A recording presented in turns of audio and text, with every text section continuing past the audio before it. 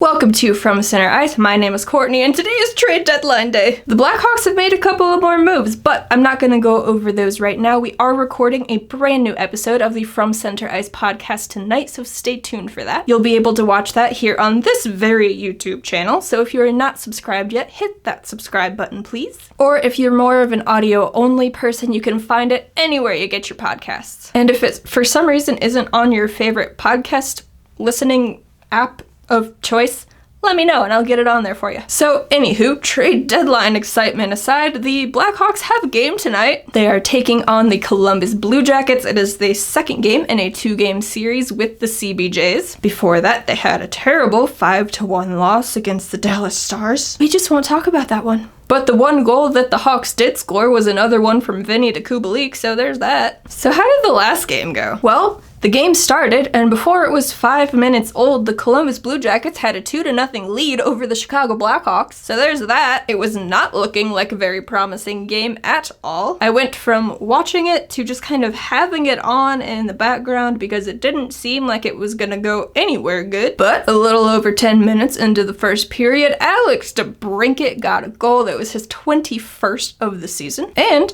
it was on the power play. After the power play had looked very bad. But hey, you'll take a goal wherever you can get one, right? And then about 7 minutes later, Carl Soderberg got on the board, and that tied the game at 2. Not to give up too many spoilers here, but Carl Soderberg is one of the guys that the Blackhawks moved today. Again, more on that on the podcast. So then the game was tied 2-2 going into the first intermission. Somehow the Blackhawks came out of that first period with a tie game. Again, to recap so soon, less than 5 minutes into the game, they were down by 2 goals. So then the second period starts, and 3 minutes and 7 seconds into the second period, Wyatt Kalynuk gets his first NHL goal, and that goal gives the Blackhawks a 3-2 lead. It was challenged. It looked like it may come back. First, it looked like the puck may not have even crossed the line. Thankfully, it was a bouncy puck, went up on its side, so there was some white space in between the puck and the goal line. But then it was challenged for goaltender interference. It was determined there was some incidental contact on the play. I believe it was Brandon Hagel running into the goaltender. He was kind of shoved, kind of not shoved.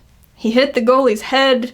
It really could have gone either way. I thought they were going to call it back, but the officials decided that the contact happened in the white ice and not the blue ice. Sometimes that doesn't even make a difference when they call goaltender interference. What is goaltender interference? None of us know, but that call went our way. Wyatt Kalynuk got his first goal, and I am so very happy for the kid. Since being called up to the Blackhawks, he's taken every chance that he has gotten and he's run with it. He was playing very well for the Rockford IceHawks to begin the season, and now he's playing very well for the Chicago Blackhawks. He is living his very best life, and now he's got his first goal. It's a little sad because I'm sure that we won't see him back down in Rockford again this year, but hey, Nicholas Beaudin got sent down, and I didn't think that was going to happen either. Oh, and Ian Mitchell. So there's still hope that I will be able to see Kalynuk with the IceHogs again this year, but in the meantime, I am so very happy for him that he is making the most of his opportunity in the NHL. At 16:40 of the second period, with the period winding down, Dylan Strome got on the board. That made the game 4-2 in favor of the Chicago Blackhawks. And oh my goodness, what a beautiful play that was. It started with a stretch pass from Adam Boquist, a very nifty pass from Alex DeBrincat to Kirby Dach, and a beautiful touch pass from Dach to Strome, and a wrist shot right past the goaltender.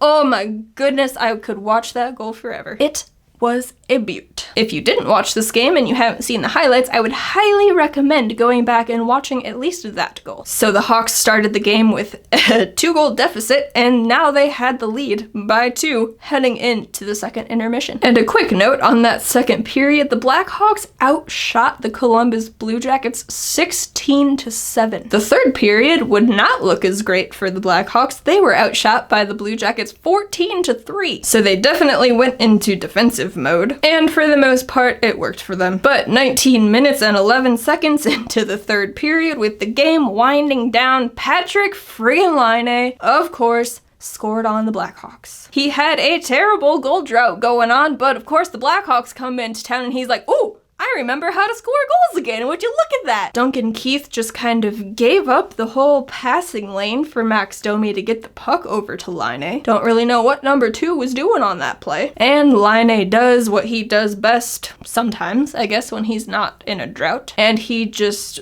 blasted the puck past Kevin Lankinen, and the game was 4-3, and they still had some time to kill. But they did it! They beat the Columbus Blue Jackets 4-3, and after that terrible 5-1 game against Dallas, that was a very good thing to see. But now they take on the Blue Jackets again tonight. Some good news. The Jackets are without Nick Foligno and David Savard because both of them were traded, both very good players for the Blue Jackets, so maybe the Hawks can take advantage of that a bit. But like I said, the Hawks made some moves themselves, so let's just jump into my 3 questions for tonight's game against the Blue Jackets. Question 1. What the heck does the lineup look like? The Hawks traded 3 guys who have been sort of mainstays in the lineup this year, all of them being forwards, so I am very interested in seeing what the lineup's gonna look like. Okay, I said I wasn't going to spoil the moves, but if you've been paying attention, you already know who was moved. So they moved Carl Soderberg, Matthias Janmark, and Matthew Highmore. So again,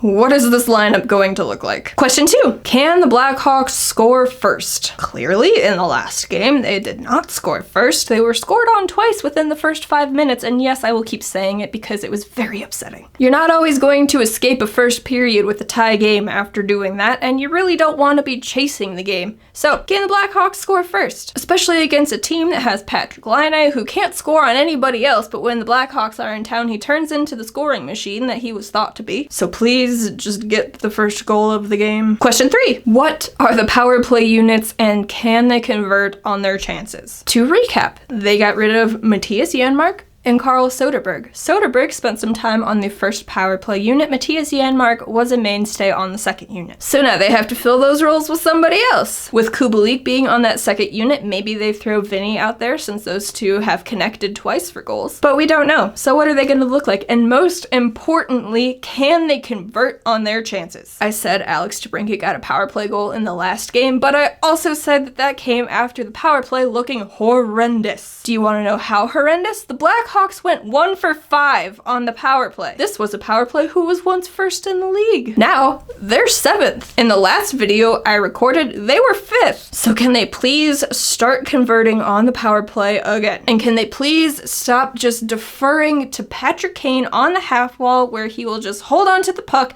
and not do anything with it? Do you remember to start the season when the power play actually had movement? When they were moving their feet and passing the puck around the zone and Patrick Kane wasn't just standing still and he was actually setting up chances because they were moving their feet? Yeah, they stopped doing that. And it was reported that they were working on power play entries in practice the other day that did not include the drop pass, but guess what? They went right back to it. That didn't last long. We all know that it wouldn't. So for the love of God, can they do something different and convert on the power play? Can they please move their feet? At the very least, can they not do that godforsaken drop pass to enter the zone because it doesn't work, it hasn't worked for years, and they just keep doing it. Anywho, the Blackhawks won their last game. They play the Blue Jackets again tonight, and those are my 3 questions for tonight's game. Do you have any questions heading into this one? Observations of the season as a whole? If you know all of the trades that the Hawks have made today, do you have any opinions on those? Leave all of that in the comments down below. If you want to hear more from me or from Center Ice, you can head on over to FromCenterIce.com. Keep up with the latest podcast episodes. We are recording one tonight and we'll be talking about the trade deadline. There's also links to everything else over there on the website. Made it pretty easy for y'all to find stuff. If you're a social media person, you can follow us on all of the places. Those are in the description down below. All of that being said, thank you so much for watching. I greatly appreciate it. Let's hope that the Hawks can win tonight and maybe score on the power play. And I'll catch y'all after this one. Bye, guys. Thank you all for watching. Please hit that subscribe button to catch more From Center Ice content. If you could, hit the like button on this video, maybe share it with a friend or two. And while you're here, check out the podcast playlist and catch up on some old episodes. We will catch y'all next time. Bye!